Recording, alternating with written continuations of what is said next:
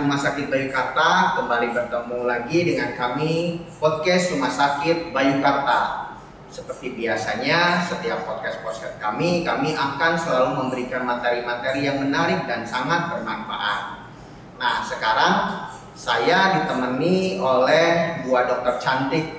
Di sebelah kanan saya Dr. Priska, spesialis radiologi. Halo dokter. Halo, selamat pagi. Dan di sebelah kiri saya Dr. Yovita, spesialis neurologi. Halo dokter. Hai. Oke, dan dengan saya Dr. Puspo. Baik, Sobat Rumah Sakit Bayukarta, kita bisa tahu saat ini banyak sekali pemeriksaan-pemeriksaan yang ada hubungannya dengan pemeriksaan medis. Nah, bahasan kita pada pagi hari ini yaitu mengenai MRI, salah satu pemeriksaan penunjang yang ada di Rumah Sakit Bayukarta. Seperti yang sobat-sobat bisa lihat semua, ada di belakang saya, itu adalah salah satu mesin MRI. Baik, untuk mempersingkat waktu, kita langsung tanya saja sama ahlinya ya. Oke. Baik, kita mulai ke Dr. Priska dulu ya dok. Dok, MRI itu apa sih dok? MRI itu bagian dari modalitas pencitraan ilmu radiologi untuk memperlihatkan struktur jaringan secara detail, di mana dia menggunakan resonansi magnetik, jadi dia tidak ada efek radiasi. Oh gitu ya dok. Nah, tadi kan dokter sempat sebutkan pencitraan. Nah, kalau gitu pencitraan itu memang ada apa saja sih dok?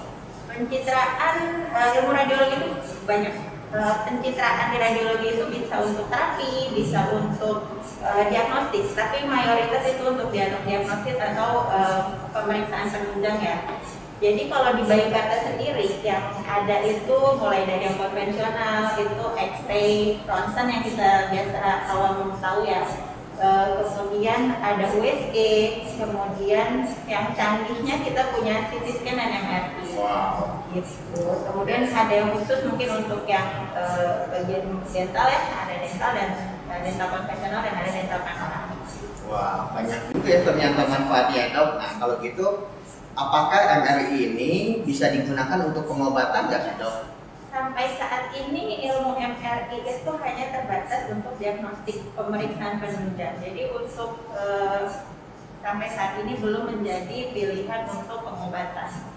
Oh gitu ya, jadi masih lebih ke penunjang saja dok ya. Jadi untuk ke terapinya belum ya dok, atau pengobatannya. Jadi hanya untuk membantu diagnostik atau untuk membantu mencapai goal terapi, goal penunjang. Oh iya, jadi termasuk canggih juga dong dok ya alat MRI ini ya dok ya. Oke dokter, kalau gitu MRI ini ya bagusnya untuk jenis-jenis pemeriksaan apa saja sih dok?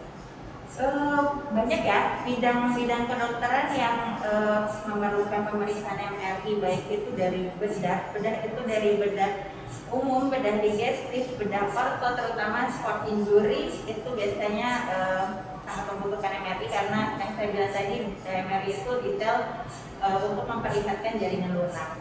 Dan di bidang sejawat saya itu sangat-sangat banyak pasien yang membutuhkan untuk dilakukan pemeriksaan MRI. Jadi banyak sekali dari neuro, dari ortopedi, dari bedah, penyakit dalam, banyak yang memerlukan pemeriksaan MRI. Dan untuk screening juga bisa ya MRI. Oh gitu ya, jadi manfaatnya memang sebenarnya MRI ini sangat luas sekali dok ya sebenarnya gitu ya. Oke, sebentar saya pindah dulu ke Dr. Yovita. Dok, ini tadi kan disampaikan bahwa pemeriksaan MRI ini juga bisa digunakan oleh dokter-dokter neurologi ya dok. Nah, kalau boleh tahu dokter informasikan ke sobat-sobat Rumah Sakit Bayukarta, penyakit-penyakit apa saja ya sih yang bisa dilakukan untuk pemeriksaan MRI atau terdeteksi dengan MRI ini gitu dok? Seperti yang tadi dijelaskan oleh Dr. Priska, MRI ini memang sangat bagus untuk jaringan lunak. Jadi sangat bagus untuk memeriksa jaringan seperti otak dan syaraf tulang belakang. Penyakit-penyakit otak yang bisa atau yang bagus dideteksi dengan menggunakan MRI, misalnya penyakit tumor. Tumor itu sangat detail kalau dilihat dengan menggunakan MRI, karena MRI itu irisannya sangat tipis dan resolusinya itu tinggi. Jadi MRI bisa mendeteksi tumor otak dan bisa tahu lokasinya jelas, bisa tahu ke depannya ini kira-kira tumor otak ini apakah akan membuat kerusakan di daerah mana, itu bisa terdeteksi dengan menggunakan MRI. Biasanya dokter bedah syaraf yang mau melakukan operasi tumor pasti akan meminta pemeriksaan MRI. Terus penyakit lain untuk di otak dulu nih ya, misal sakit kepala yang kronis terus-terusan dan sudah di CT scan tapi ternyata normal, biasanya juga dokter syaraf akan meminta untuk pemeriksaan MRI.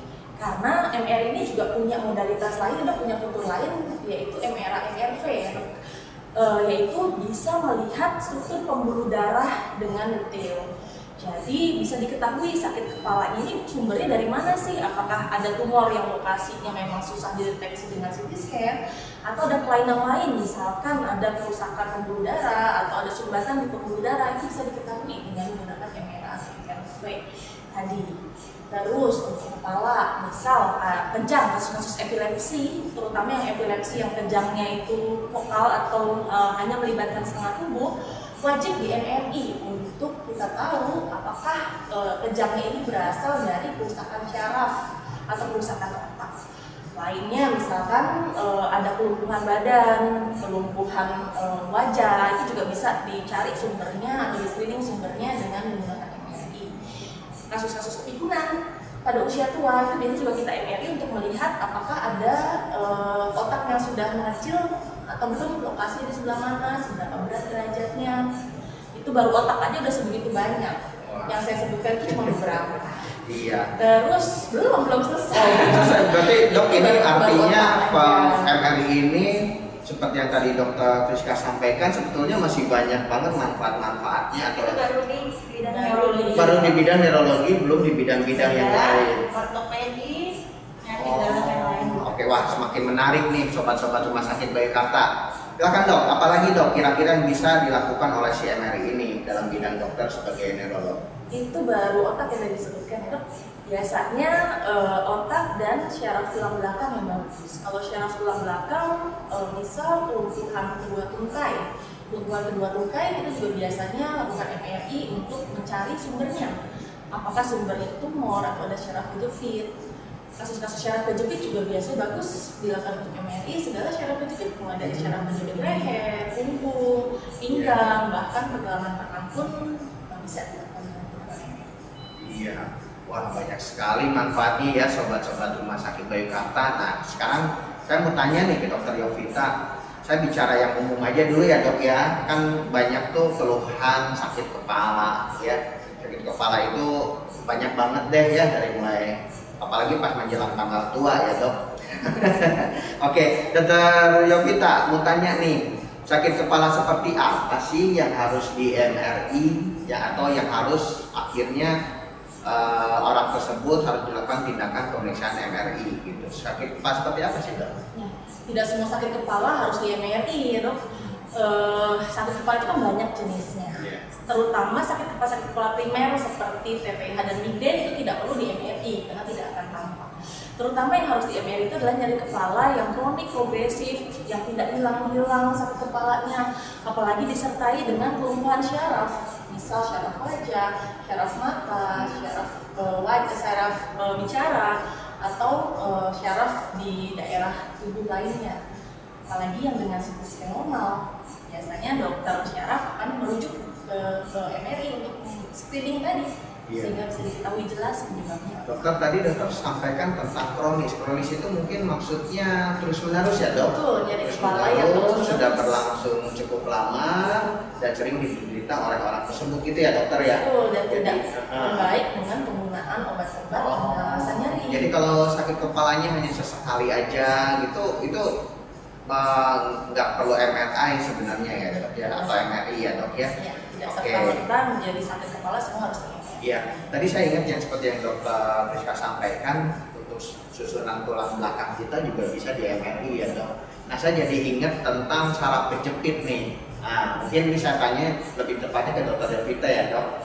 Saraf kejepit yang seperti apa juga dok? Kan tadi sakit kepala yang seperti apa ya? Nah ini saraf kejepit yang seperti apa sehingga harus dilakukan pemeriksaan MRI gitu. Gimana dokter Yovita? Seperti tadi sakit kepala, syaraf kejepit juga tidak serta-merta semua diagnosis syaraf kejepit itu harus melalui MRI. syaraf kejepit terutama yang berat, tidak kunjung sembuh dengan menggunakan obat dan fisioterapi. Apalagi syaraf kejepitnya sudah ada tanda-tanda bahaya seperti sudah ada gangguan kencing, sudah ada gangguan buang air besar, sudah ada kelumpuhan, memang wajib dilakukan MRI sehingga kita bisa mengetahui di mana sih lokasi jepitan syarafnya, terus apakah jepitan syarafnya itu sudah seberapa berat derajatnya, apakah sudah ada indikasi untuk operasi seperti itu. Oke, baik. Dokter Yovita jelas sekali ya tadi menceritakan tentang manfaat atau hal-hal apa aja yang bisa dikerjain sama MRI. Nah, saya kembali nih nanya ke Dokter Priska, Dok. Tadi juga sempat disebutkan tentang CT scan, Dok. Ya, tadi Dokter Yovita juga mengatakan tentang CT scan. Nah, supaya sobat-sobat rumah sakit Bayu Karta tahu, kan Bayu Karta juga punya alat CT scan, kita juga punya MRI. Kira-kira apa sih, Dok, bedanya antara CT scan dengan MRI? Itu sama-sama pemeriksaan penunjang atau membantu untuk menegakkan diagnosa. Jadi apa, Dok, kira-kira bedanya? Perbedaannya dari cara kerjanya sudah jelas berbeda. CT scan itu menggunakan sinar X ya, jadi ada efek radiasi. Sedangkan MRI menggunakan medan magnet, jadi tidak ada efek radiasi. Kemudian perbedaan yang sangat-sangat signifikan juga adalah waktu pemeriksaannya. Jadi CT scan itu karena hanya sekali, jadi dia itu mengkonsumsi waktunya itu sangat cepat gitu. Jadi paling lama 5 menit itu sudah selesai pemeriksaannya. Sedangkan kalau MRI memakan waktu karena detail jaringan yang akan diperlihatkan, sehingga gambarannya itu harus berdasarkan sequence kita bilang. Jadi ada beberapa kali pengambilan gambar. Sedangkan CT scan hanya 1 kali pengambilan gambar, sehingga waktunya lebih cepat. Jadi tidak bisa dibandingkan antara CT scan dan MRI mana yang lebih bagus, tergantung indikasi penyakitnya. Misalkan kalau ada pasien-pasien emergensi yang harus didiagnosa secara cepat, misalnya pasien dari neurologis, pasien stroke, untuk inisial pemeriksaannya wajib CT scan untuk membedakan apakah itu adanya perdarahan atau adanya kerusakan jaringan, kematian jaringan. Itu kita bedakan dengan CT scan. Karena bisa dengan MRI, tapi itu akan memakan waktu yang lebih lama. Nah, untuk pemeriksaan lanjutannya untuk mengetahui, misalkan sudah diketahui dari CT scan bahwa itu ada kematian jaringan otak, kita ingin mengetahui di mana letak kematian jaringan otaknya, apa penyebabnya, itu kita bisa melakukan pemeriksaan MRI. Jadi antara CT scan dan MRI itu saling melengkapi. Oh gitu. Jadi nggak bisa dibandingin mana yang lebih bagus, atau apakah CT scan atau MRI, bukan ya, Dok ya, tapi tergantung indikasinya, sobat-sobat rumah sakit Bayu Karta. Jadi nggak bisa CT scan lebih bagus atau MRI lebih bagus, tapi tergantung kebutuhan buat pasien atau buat orang yang akan diperiksa itu sendiri ya, Dok ya. Apalagi tadi kalau memang MRI perlu waktu lebih lama, berarti untuk kasus emergensi nggak bisa ya, Dok, pakai MRI ya, jadi karena waktunya juga lama. Sedangkan dokter pasti perlu segera hasilnya seperti apa. Oke, Dok, kalau gitu soal MRI nih, Dok, kira-kira nih kalau ada sobat-sobat rumah sakit Bayu Karta yang mau melakukan MRI, persiapannya apa aja sih, Dok, untuk orang yang akan dilakukan tindakan MRI gitu, Dok? Persiapan itu berdasarkan tindakan MRI yang akan dilakukan. Misalkan akan dilakukan pemeriksaan MRI perut atau MRI abdomen, berarti itu kita akan melakukan persiapan meminta pasien untuk berpuasa minimal 6 jam agar struktur-struktur di dalam abdomen itu terlihat dengan jelas. Untuk pemeriksaan secara umum, pasien-pasien MRI diminta untuk mengisi formulir yang nanti akan di-checklist tindakan-tindakan apa yang pernah dilakukan, apakah sudah ada riwayat operasi sebelumnya, atau adakah pemasangan benda-benda khusus di dalam tubuhnya, karena kita bermain dengan benda-benda. Oh gitu ya, Dok. Jadi artinya ada list ya, Dok. Mungkin ada listnya juga ya di MRI sebelum melakukan tindakan tersebut. Ya, kemudian pasien itu pasti kita minta untuk ganti baju ya, karena dikhawatirkan kalau ada benda-benda logam yang menyangkut di tubuhnya itu akan mengganggu pemeriksaan dan merusak alat MRI-nya, seperti dompet, kartu ATM, karena itu akan medan-medan itu akan mengganggu kerja kartu ATM dan lain-lain yang akan merusak tubuhnya. dan magnetnya akan rusak oleh medan magnet MRI. Iya dokter, jadi artinya mungkin dari dokter Yovita sebagai seorang neurolog yang akan melakukan menganjurkan pasiennya untuk dilakukan MRI, berarti harus tahu tentang beberapa hal yang tidak bolehnya gitu ya dok, atau perlu dipertimbangkan lagi kepada pasiennya gitu ya dokter ya. Oke, dokter Yovita, dari informasi-informasi tadi artinya menurut dokter MRI ini dalam hubungannya dengan kasus-kasus di neurologi sangat diandalkan ya dok ya, menjadi andalan dalam artian untuk menemukan diagnosa dari penyakit tersebut ya dok. Betul, MRI merupakan salah satu penunjang yang canggih yang bisa membantu beberapa diagnosis dari bidang neurologi. Kalau sekarang yang lagi ngetren, bukan lagi ngetren ya, apa yang lagi sering dok, yang sering dokter temuin untuk kasus-kasus neurologi itu apa dok, yang akhirnya memang perlu di MRI gitu dokter? Yang paling sering sebetulnya adalah jempitan syaraf, karena orang-orang di Indonesia ini rata-rata adalah pekerja, jadi sering mengangkat berat, sering pekerjaan yang bersangkutan dengan seputar pinggang sehingga dan leher ya. Jadi memang banyak sekali kasus-kasus jempitan syaraf yang berat dan butuh kita temukan kelainannya dengan menggunakan MRI. Oh gitu ya, aduh menarik sekali sobat-sobat Rumah Sakit Bayu Karta. Dari semua informasi dua dokter cantik kami ini yang memang memiliki kompetensi di bidangnya masing-masing. Nah gini dok, kan sobat-sobat rumah sakit sudah tahu nih ya tentang MRI, terus tentang hal apa saja dari sisi neurologinya yang bisa dilakukan pemeriksaan MRI. Saya mau tanya ke dokter Yovita dulu deh dok. Dokter di Rumah Sakit Bayu Karta ini prakteknya hari apa aja sih dok? Saya ada dari hari Senin sampai hari Sabtu. Kalau hari Senin sampai Jumat, jadwal praktek itu jam 12 siang sampai jam 18 atau jam 6 sore. Sedangkan kalau di hari Sabtu pagi, jam 8 pagi sampai jam 10 pagi. Jadi hampir tiap hari nih sobat-sobat Rumah Sakit Bayu Karta, kalau ada yang mau bertanya atau mau konsul tentang penyakit yang ada hubungannya dengan syaraf atau neurologi, bisa datang ke dokter Yovita seperti jadwal yang tadi disampaikan. Nah, dokter Friska, dok, jadwalnya hari apa aja nih dokter di sini dok? Saya dari Senin sampai Jumat, tetapi kalau untuk pelayanan MRI-nya sendiri itu dari jam 8 pagi sampai jam 3 sore setiap hari Senin sampai Sabtu, dan itu bisa dikonsulkan di jam itu, walaupun saya tidak sedang. Ya, artinya seperti yang tadi dokter Friska sampaikan, sebelum pemeriksaan ini kan harus ada appointment dulu ya dok ya, harus ada persiapan-persiapan, terus dijanjikan pemeriksaannya hari apa atau jam berapa gitu ya, walaupun dokter tidak ada di situ tapi tetap masih bisa dikonsulkan gitu ya dokter ya. Baik, sobat-sobat Rumah Sakit Bayu Karta, sudah sangat jelas tentang MRI yang ada di Rumah Sakit Bayu Karta ini, tentang MRI itu apa, kemudian fungsinya sejauh apa, dan hubungannya dengan penyakit neurologi juga tadi sudah sangat gamblang disampaikan oleh kedua dokter kami. Untuk sobat-sobat Rumah Sakit Bayu Karta yang memang ingin bertanya lebih jauh, bisa melihat yang ada di bawah layar sobat-sobat Rumah Sakit Bayu Karta. Di situ ada nomor khusus yang bisa ditanyakan langsung, atau juga bisa melihat atau ditanyakan langsung melalui media sosial yang kami miliki. Kita ada Facebooknya. Dokter Yovita punya Facebook kan? Dokter Friska ada? Oke. Bisa juga lihat di Instagramnya juga. Ya, jadi bisa kita lihat, dan jangan lupa podcast kita pada pagi hari ini bisa dilihat di YouTube.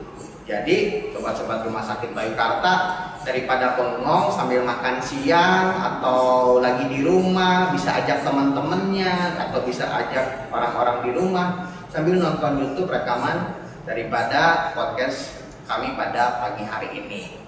Oke, sampai di sini dulu podcast kita pada pagi hari ini. Sampai ketemu lagi di podcast kami berikutnya yang tentunya akan memberikan informasi-informasi yang sangat menarik. Salam sehat selalu, sakit itu nggak ribet, Kebayu Karta aja. Dadah.